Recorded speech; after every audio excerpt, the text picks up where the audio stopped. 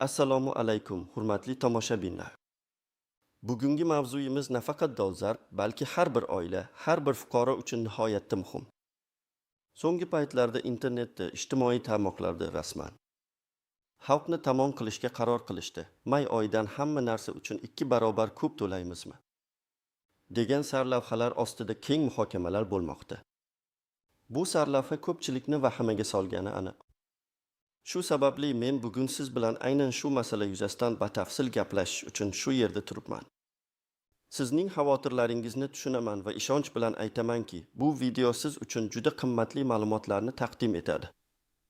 Ushbu ma'lumotlar sizni har qanday noto'g'ri tushunchalardan xalos qiladi va kelajakdagi xarajatlaringizni to'g'ri rejalashtirishga yordam beradi. Shuning uchun darhol kanalimizga obuna bo'lishni va shu videoga like bosishni unutmang, chunki bu ma'lumotlarga iloji boricha ko'proq odamlar yetib borishi kerak. Muammoning mohiyati, oldin qanday edi va hozir nima o'zgardi? Xo'sh, bu vahimali mishmishlar qayerdan paydo bo'ldi va ular qanchalik asosli? Keling, avvalo vaziyatga aniqlik kiritib olsak. Oxirgi bir necha oy ichida hukumatning kommunal xizmatlar, xususan elektr energiyasi va tabiiy gaz tariflarini o'zgartirish bo'yicha bir qator muhokamalari va loyiha hujjatlari e'lon qilindi. Bu muhokamalar jamoatchilikda katta rezonans keltirib chiqardi va aynan shu asosda odamlar orasida may oyidan hamma narsa 2 barobar qimmatlashadi degan vahimali xabarlar tarqala boshladi. Ammo bu xabarlarning aksariyati noto'g'ri talqin yoki mavjud ma'lumotlarni to'liq tushunmaslik natijasidir. Aslida vaziyat qanday ekanligini chuqur tahlil qilishimiz kerak. Avvalo, shuni ta'kidlashim kerakki, bizning mamlakatimizda energetika tizimi uzoq vaqtdan beri davlat tomonidan katta miqdordagi subsidiyalar hisobiga ishlamoqda. Bu shuni anglatadiki, iste'molchilar tomonidan kommunal xizmatlar uchun to'langan pul, ya'ni tariflar, bu xizmatlarning real ishlab chiqarish tannarxini qoplamaydi. Farq esa davlat budjetidan, ya'ni sizning va mening soliqlarimiz hisobidan qoplanadi. Bu esa budjetga juda katta milliardlab so'mlik yuk tushiradi. Bunday yuk tufayli hukumat infratuzilmani modernizatsiya qilishga, eskirgan tarmoqlarni ta'mirlashga, yangi elektr stansiyalari yoki gaz quvurlarini ishga tushirishga yetarli mablag' topa olmayapti. Natijada siz buni kundalik hayotimizda kuzatganingizdek, ba'zida elektr ta'minotida uzilishlar, ayniqsa qish mavsumida gaz bosimining pasayishi, issiqlik yetishmovchiligi kabi muammolar yuzaga keladi. Bu esa aholining haqli e'tirozlariga sabab bo'lmoqda. Hukumatning asosiy maqsadi energetika tizimini barqarorlashtirish, uni bozor tamoyillari asosida samarali ishlashini ta'minlash va eng muhimi energiya samaradorligini oshirishdir. Buni amalga oshirish uchun tariflarni bosqichma-bosqich real bozor narxlariga yaqinlashtirish zarurati tug'iladi. Ammo bu jarayon hammasi 2 barobar qimmatlashadi degan umumiy vahimali xabar bilan bir xil emas. Gap shundaki, joriy etilishi kutilayotgan o'zgarishlar tariflarning oshishi bilan birga bir qator muhim mexanizmlarni, xususan iste'mol me'yorlarini, ya'ni ijtimoiy normalarni va ijtimoiy himoya mexanizmlarini ham o'z ichiga oladi. Bu ikki jihat tarif oshishining ta'sirini yumshatishga xizmat qiladi.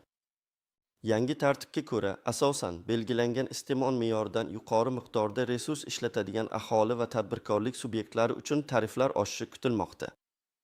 Bu degani, agar siz ma'lum bir oqilona me'yor doirasida elektr yoki gaz ishlatsangiz, narx o'zgarishlari sizga kamroq ta'sir qilishi yoki hatto sezilarli darajada ta'sir qilmasligi mumkin. Bu yangilikning asosiy g'oyasi resurslardan oqilona, tejamkorona foydalanishni rag'batlantirish, isrofgarchilikka yo'l qo'ymaslik va umumiy energiya tejash madaniyatini shakllantirishdir. Bu o'z navbatida butun mamlakat miqyosida resurslarning barqarorligini ta'minlashga xizmat qiladi. Shuningdek, hukumat tomonidan aholining ijtimoiy himoyaga muhtoj qatlamlari uchun maxsus subsidiyalar va kompensatsiyalar tizimini kuchaytirish ham ko'zda tutilgan. Bu juda muhim jihat, chunki ko'pchilik aynan shu haqda, ya'ni himoyasiz qatlamning ahvoli haqida tashvishlanadi. Bu mexanizmlar tariflarning oshishini shu qatlam uchun yumshatishga qaratilgan. Batafsil tahlil, nimalarni bilishingiz kerak, kim xavotirlanishi kerak va kim xavotirlanmasligi kerak. Endi esa eng muhim qismga o'tamiz. Keling, kutilayotgan o'zgarishlarni batafsil ko'rib chiqaylik va konkret, real hayotiy misollar asosida vaziyatni tushuntirib beray. Bu sizga qanday choralar ko'rish kerakligini aniqroq tushunishga yordam beradi. Birinchi navbatda elektr energiyasi tariflari haqida. Hukumat tomonidan belgilangan loyihaga ko'ra, iste'mol me'yorlari yoki TERS qavatli tariflar joriy etilishi rejalashtirilmoqda. Misol uchun, oddiy aholi xonadonlari uchun ma'lum 1 kilovatt-soatgacha bo'lgan iste'mol hajmi uchun nisbatan pastroq tarif qo'llanilishi, bu me'yordan yuqori iste'mol uchun esa tarif biroz yuqoriroq bo'lishi ko'zda tutilgan. Bu tizim dunyoning ko'plab rivojlangan mamlakatlarida, masalan, Yevropa ittifoqi mamlakatlarida yoki AQShning ba'zi shtatlarida allaqachon qo'llanilmoqda va energiya tejashga, isrofgarchilikka yo'l qo'ymaslikka undaydi. Bu o'z-o'zidan energetika samaradorligini oshirishning eng samarali yo'llaridan biridir. Misol 1. Oddiy oila uchun elektr energiyasi iste'moli. Tasavvur qiling, sizning 4 kishilik oilangiz bor va siz ko'p qavatli uydagi kvartirada yashaysiz. Sizning xonadoningizda yiliga o'rtacha oylik elektr energiyasi iste'moli 200 kilovatt-soatni tashkil qiladi. Bu o'rtacha ko'rsatkich bo'lib, standart maishiy texnika, muzlatkich, kir yuvish mashinasi, televizor, yoritish ishlatadigan oilalar uchun xosdir. Oldingi tizimda, agar tarif bir xil bo'lib, masalan, 295 so'm 40 bo'lsa, siz oyiga 295 so'm 49 so'm to'lardingiz. Bu an'anaviy tizim bo'lib, har bir iste'mol qilingan birlik uchun bir xil narx belgilangan. Yangi tizimda faqat misol uchun loyihada ko'rsatilgan taxminiy raqamlar asosida loyihaga ko'ra, masalan, birinchi 240 soat uchun tarif 350 so'm kift, keyingi 240 soatdan 1000 kift soatgacha bo'lgan iste'mol uchun 450 so'm kift va undan yuqori iste'mol uchun 550 so'm kift bo'lishi mumkin. Agar sizning iste'molingiz 240 soat atrofida bo'lsa, siz faqat birinchi bosqich tarifiga tushasiz va 350 so'm kift 70 so'm to'lashingiz kerak bo'ladi. Bu avvalgidan 11 so'mlik ko'proq. Ya'ni umumiy hisobda 2 barobar emas, balki taxminan 18-20 ga oshish bo'lishi mumkin. Bu o'zgarish sizga unchalik qattiq ta'sir qilmaydi, chunki siz belgilangan me'yor ichida oqilona iste'mol qilyapsiz. Kim xavotirlanishi shart emas. Energiya tejamkorligi bo'yicha odatiy iste'molchilar, ya'ni o'rtacha me'yorda elektr ishlata oladiganlar. Agar sizda uyda ortiqcha elektr isitgichlar, doimiy ishlaydigan katta quvvatli konditsionerlar mavjud bo'lmasa, energiya tejovchi lampalardan foydalansangiz va maishiy texnikani oqilona ishlatsangiz, sarfiyotingiz me'yordan oshmasligi ehtimoli yuqori. Misol 2. Ko'p elektr iste'mol qiluvchi oila yoki xususiy uy. Endi tasavvur qiling, siz katta oilada yashaysiz yoki shaxsiy uyingiz bor. U yerda elektr isitish tizimi, bir nechta konditsioner, elektr pech, elektr suv isitgich kabi energiya sig'imi yuqori bo'lgan uskunalar mavjud. Sizning o'rtacha oylik iste'moli, aytaylik, qish mavsumida 800 kilovatt-soatni tashkil qiladi. Oldingi tizimda 800 kif 295 so'm kif 236 so'm. Yangi tizimda yuqoridagi taxminiy tariflar asosida dastlabki 200 kuf uchun 200 kuf 350 so'm 70 so'm. Keyingi 600 kuf uchun, chunki 800 kufdan 200 kufni ayirsak 600 kuf qoladi. Bu esa 200 kufdan 1000 kufgacha bo'lgan diapazon. 600 kuf 450 so'm kuf 270 so'm. Jami to'lov 70 270 340 so'm. Bu avvalgidan 104 so'mlik ko'proq. Foiz hisobida bu taxminan 44 ga oshishni tashkil etadi. Bu hali ham 2 barobar degan ko'rsatkichdan ancha past. 2 barobar bo'lsa 472 so'm bo'lardi. Ammo bu oila uchun xarajatlar sezilarli darajada oshadi va byudjetga jiddiy ta'sir qilishi mumkin. Kim xavotirlanishi kerak? Yuqori energiya iste'moliga ega bo'lgan xonadonlar, ayniqsa elektr isitish tizimlaridan foydalanadiganlar, bir nechta konditsionerlarni bir vaqtda ishlatadiganlar yoki juda ko'p maishiy texnika ishlatadiganlar. Ular energiya tejash choralari haqida juda jiddiy o'ylashlari va iste'mollarni kamaytirishga harakat qilishlari kerak. Endi tabiiy gaz tariflari haqida. Gaz bilan bog'liq vaziyat ham elektr energiyasiga o'xshash. Loyihaga ko'ra, ma'lum bir kubometrga qadar bo'lgan iste'mol uchun bir tarif, undan yuqori bo'lgan iste'mol uchun esa boshqa tariflar joriy etilishi mumkin. Bu ayniqsa isitish mavsumida gazni ko'p iste'mol qiladigan xususiy uy egalariga ta'sir qiladi, chunki xonadonlarni isitish katta miqdorda gazni talab qiladi. Misol 3. Gaz iste'moli isitish mavsumi. Tasavvur qiling, qishda sizning uyingizda oylik gaz iste'moli tort 100 kubometrni tashkil qiladi. Bu o'rtacha kattalikdagi xususiy uylar uchun odatiy iste'mol hisoblanadi.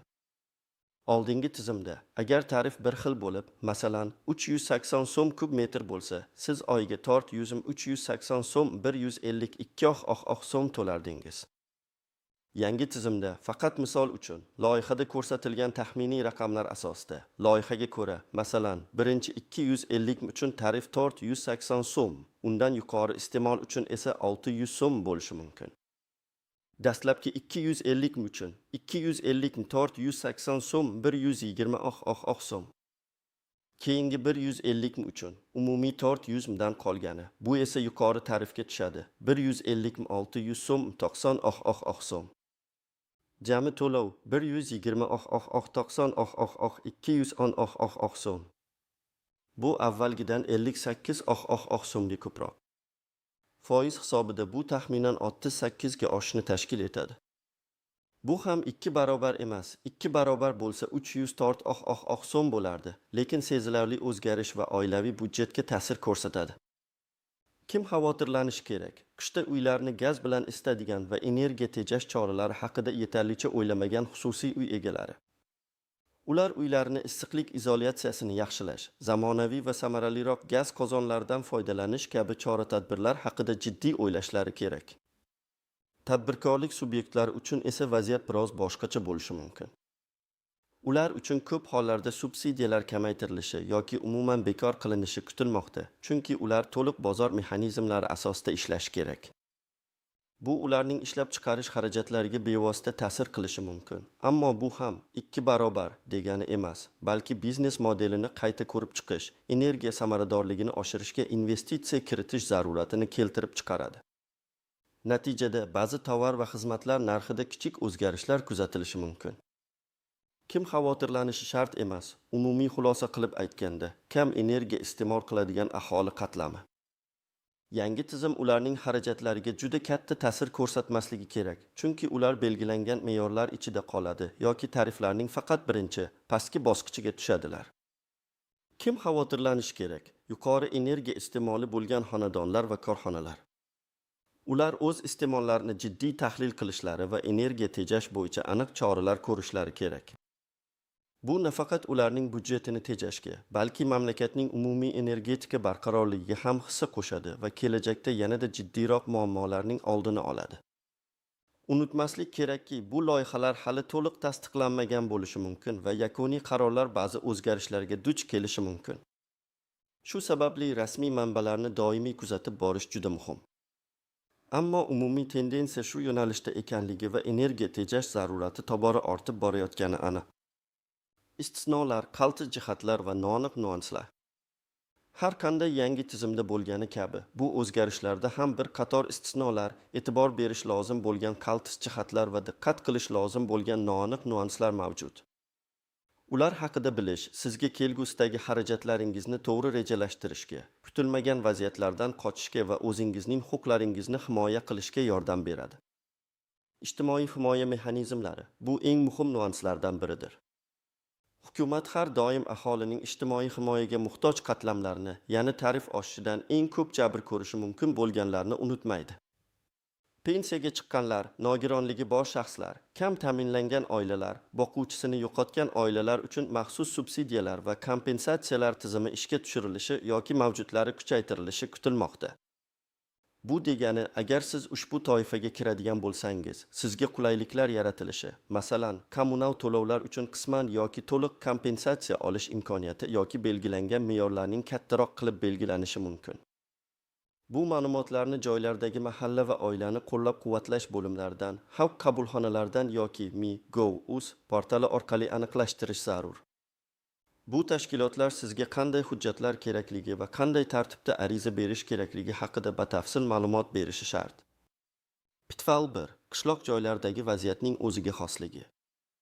Shaharlardagi ko'p qavatli uylarda ko'pincha markazlashgan isitish tizimi mavjud bo'lib, bu elektr va gaz iste'moliga bilvosita ta'sir qiladi. Biroq qishloq joylarda ko'pincha individual isitish tizimlari qo'llaniladi. Bu esa gaz va elektr energiyasini shaharlik aholiga nisbatan sezilarli darajada ko'proq iste'mol qilishni anglatadi. Agar iste'mol me'yorlari umumiy qilib belgilansa va mintaqaviy farqlar inobatga olinmasa, qishloq aholisi uchun xarajatlar yanada sezilarli darajada oshishi ehtimoli bor. Shu bois hukumat tomonidan mintaqaviy farqlarni, iqlim sharoitlarini va uy-joy qurilishining o'ziga xos xususiyatlarini hisobga olgan holda me'yorlar belgilanishi umid qilinadi. Pitfall 2. O'lchash asboblarining holati va aniqligi. Ko'pgina uy-joylarda eski turdagi elektr hisoblagichlar yoki gaz o'lchash asboblari mavjud. Bu asboblar ba'zan noto'g'ri ko'rsatkichlar berishi yoki zamonaviy, avtomatlashtirilgan hisob-kitob tizimlariga, masalan, mos kelmasligi mumkin. Yangi tarif tizimiga o'tishda hisoblagichlarning aniqligi va ularning yangi standartlarga mos kelishi juda muhim. Agar sizning hisoblagichingiz eski bo'lsa yoki uning ko'rsatkichlariga shubhangiz bo'lsa, uni tekshiruvdan o'tkazishingiz yoki zamonaviy modelga almashtirishingiz kerak bo'ladi. Bu ortiqcha xarajatlarning oldini olish va iste'mol qilingan resurslar uchun to'g'ri hisob-kitobni ta'minlash uchun asosiy shartdir. Murojaat uchun hududiy elektr tarmoqlari yoki hududgaz ta'minotining hududiy bo'limlariga borishingiz kerak. Pitfall 3. Energiya samaradorligi bo'yicha bilim va moddiy imkoniyatlar. Aholining barcha qatlami ham energiya samaradorligi bo'yicha yetarlicha bilimga ega emas yoki zarur choralarni ko'rishga moddiy imkoniyatga ega emas. Masalan, eski yog'och deraza romlarini zamonaviy, energiya tejamkor plastik romlarga almashtirish, uy devorlarini sifatli izolyatsiyalash yoki eski maishiy texnikani, masalan, 20 yillik muzlatgichni, yangisiga o'zgartirish ko'p mablag' talab qiladi. Hukumat bu borada aholiga qanday yordam berishi, masalan, subsidiyalar, imtiyozli kreditlar berishi yoki dasturli chora-tadbirlar ishlab chiqishi masalasi ochiq qolmoqda. Bu borada aniq va tushunarli dasturlar ishlab chiqilishi juda muhimdir, chunki aks holda ko'plab oilalar energiya tejash choralarini ko'ra olmay, yuqori tariflarga to'lashga majbur bo'ladi. Noaniq nuans 1. Boshqa kommunal xizmatlar tariflari. Hozirda asosiy e'tibor elektr va gaz tariflariga qaratilgan bo'lsa-da, suv ta'minoti, kanalizatsiya va chiqindi tashish kabi boshqa kommunal xizmatlar tariflariga ham o'zgarishlar kiritilishi mumkinligi haqida mish-mishlar bor. Hozircha bu borada rasmiy manbalarda aniq ma'lumot yo'q, ammo ehtiyotkor bo'lish va rasmiy manbalardagi yangiliklarni muntazam kuzatib borish kerak. Chunki bu xizmatlar ham oilaviy budjetda sezilarli o'rin tutadi. Noaniq nuans 2. Tadbirkorlik subyektlari uchun maxsus tariflar va imtiyozlar. Kichik va o'rta biznes vakillari uchun energetika resurslariga bo'lgan tariflar qanday o'zgarishi muhim. Ko'pincha tadbirkorlar uchun aholiga nisbatan yuqoriroq tariflar qo'llaniladi va bu ham ishlab chiqarish tannarxiga sezilarli ta'sir ko'rsatadi. Bu esa o'z navbatida tovar va xizmatlarning yakuniy narxiga, ya'ni iste'molchi narxlariga bilvosita ta'sir qilishi mumkin. Hukumatning tadbirkorlikni qo'llab-quvvatlash bo'yicha siyosati doirasida ularga qanday imtiyozlar saqlanib qolishi yoki yangilari joriy etilishi jamoatchilik tomonidan kutilmoqda. Masalan, kichik ishlab chiqarish korxonalari uchun ma'lum me'yorlarga qadar pastroq tariflar joriy etilishi mumkinmi, degan savol ochiq qolmoqda. Noaniq nuans 3. To'lov intizomi va qarzdorlik masalasi. Yangi tariflar va iste'mol me'yorlari joriy etilgandan so'ng, aholining to'lov intizomi qanday o'zgarishi ham muhim masala. Xarajatlar oshsa, ba'zi oilalarda, ayniqsa ijtimoiy himoyaga muhtoj bo'lmagan, lekin daromadi past bo'lgan qatlamda qarzdorlik paydo bo'lish xavfi ortishi mumkin. Bu esa energetika tizimining barqarorligiga salbiy ta'sir ko'rsatishi mumkin. Hukumat bu masalaga jiddiy e'tibor qaratishi va qarzdorlikni kamaytirish, to'lovchilarni rag'batlantirish bo'yicha samarali mexanizmlarni joriy etish kerak. Masalan, muddatli to'lovlar tizimini taklif qilish yoki kompensatsiya mexanizmlarini kengaytirish. Bu nuanslar va pitfallar har birimiz uchun muhim. Ular umumiy vaziyatni chuqurroq tushunishga va ehtimoliy xavflarni oldindan baholashga yordam beradi. Amaliy maslahatlar, tomoshabinlar nima qilishlari kerakligi bo'yicha aniq qadamlar. Shunday qilib, vaziyatni tushunib oldik. Endi eng muhim savolga javob berish vaqti keldi. Siz nima qilishingiz kerak? Qanday qadamlar tashlashingiz mumkin? Bu yangi tartibga o'tish davrini iloji boricha osonroq o'tkazish uchun va oilaviy budjetingizga jiddiy zarar yetkazmaslik uchun. Mana siz uchun aniq va amaliy maslahatlar. 1. Rasmiy manbalarni doimiy kuzatib boring. Eng avvalo, barcha ma'lumotlarni faqat rasmiy, tasdiqlangan manbalardan oling. Har xil vahimali sarlavhalarga, ijtimoiy tarmoqlardagi tasdiqlanmagan xabarlarga ishonmang. Energetika vazirligi, O'zenergo, hududiy elektr tarmoqlari, hududgaz ta'minot, rasmiy veb-saytlarini, ularning ijtimoiy tarmoqlardagi sahifalarini muntazam kuzatib boring. Shuningdek, hukumatning qarorlari, prezident farmonlari va tegishli vazirliklar va idoralarning normativ-huquqiy hujjatlari chop etiladigan Lex.uz va Regulation Gov.uz kabi davlat portallarini muntazam tekshirib turing. Aynan shu yerda siz eng aniq va tasdiqlangan ma'lumotlarni, qabul qilingan qarorlarning to'liq matnini topasiz. O'z iste'molingizni chuqur tahlil qiling. Elektr energiyasi va tabiiy gaz iste'molingizni muntazam ravishda tahlil qiling. Oxirgi 1 yil davomida har oyda qancha kilovatt-soat elektr energiyasi va qancha kubometr gaz ishlatganingizni aniqlang.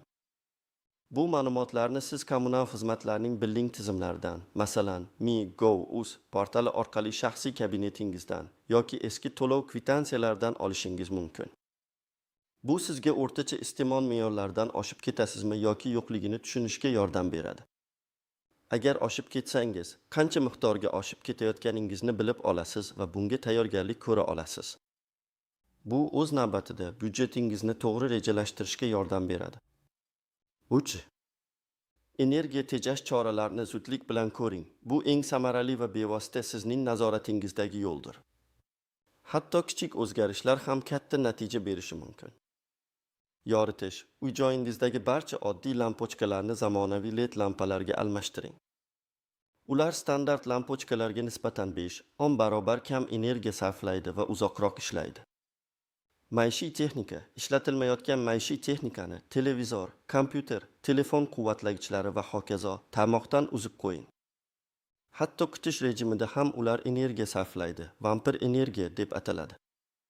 Yangi texnika sotib olayotganda energiya samaradorligi sinfini tekshiring. A sinfidagilar eng tejamkor hisoblanadi va uzoq muddatda o'zini oqlaydi. Isitish sovutish, uyingizni yaxshilab izolyatsiyalash haqida o'ylang. Deraza va eshiklarning germetikligini tekshiring, yoriqlarni bartaraf eting. Qishda xonalarni ortiqcha isitmang. Yozda konditsionerni juda past haroratga, masalan 18 gradusga sozlamang. 24-26 gradus optimal hisoblanadi.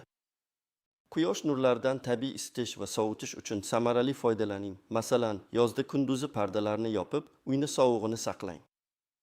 Agar shaxsiy uyingiz bo'lsa, eski qozonlarni zamonaviy, samaraliroq isitish qozonlariga o'tishni ko'rib chiqing.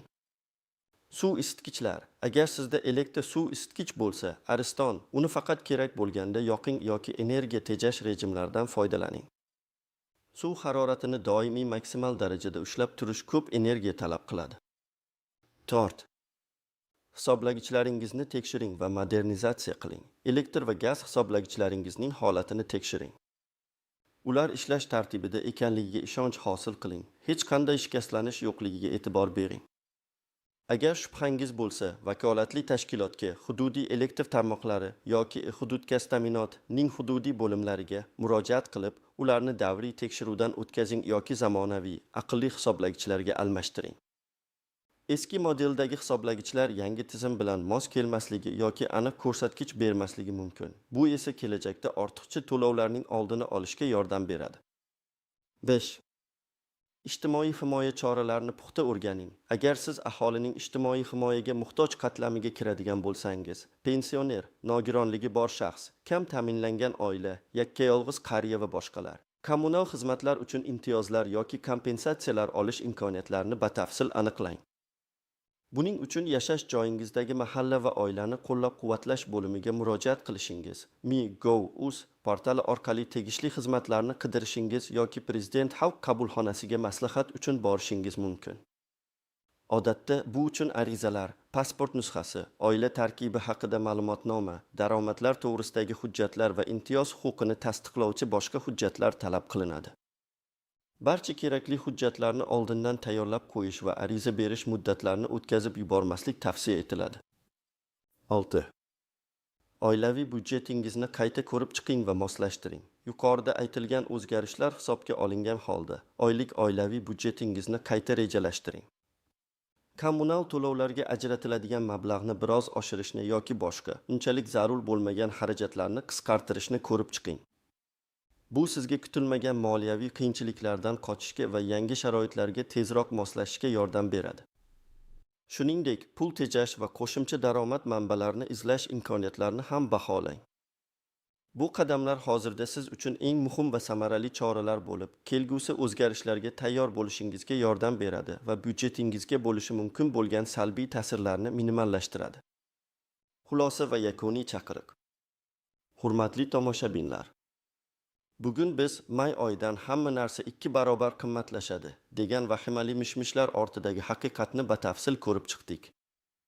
Ko'rib turganingizdek vaziyat 2 barobar to'lovlar bilan bog'liq bo'lgani kabi ekstremal emas. Ammo tariflarda o'zgarishlar kutilayotgani va bu o'zgarishlar, ayniqsa ko'p energiya iste'mol qiluvchi xonadonlar va korxonalar uchun sezilarli bo'lishi mumkinligi aniq. Bu o'zgarishlar iqtisodiy zaruratdan kelib chiqmoqda.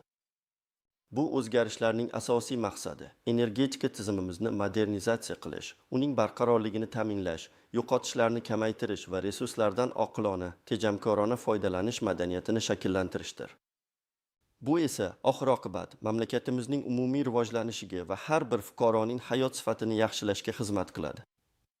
Shuni unutmangki, har bir fuqaro o'z iste'molini nazorat qilib, energiya tejash choralarini ko'rish orqali nafaqat shaxsiy budjetini tejashi, balki butun jamiyatga foyda keltirishi, mamlakatning energetik mustaqilligini mustahkamlashga hissa qo'shishi mumkin.